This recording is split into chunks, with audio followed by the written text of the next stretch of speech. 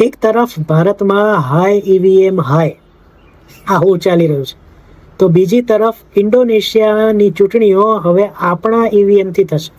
બોલો, થયું છે એવું કે વડાપ્રધાન નરેન્દ્રભાઈ ઇન્ડોનેશિયાની મુલાકાતે છે. ત્યાં એમના ચૂંટણી પંચ અને આપણા ચૂંટણી પંચ વચ્ચે એક કરાર થયો છે.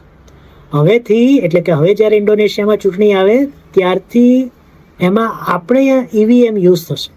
જો કે ઇન્ડોનેશિયામાં જ્યારે પણ ચૂંટણી થાય ત્યારે ત્યાં 5 મત એક સાથે આપવામાં આવે છે. એટલે એ પ્રમાણે ટેકનિકલ ફેરફાર કરવામાં ચોક્કસ આવશે, પણ હશે તો આપણા ઈવીએમ, આપણે જ બનાવેલા હશે. અહીંયા એ ભૂલવાનું નથી આપણે કે એ ઇન્ડોનેશિયા એ દુનિયાની 4થી સૌથી મોટી લોકશાહી છે. એટલે આ નિર્ણય ઘણો પ્રસ્તુત છે અને ઘણો મજબૂત છે.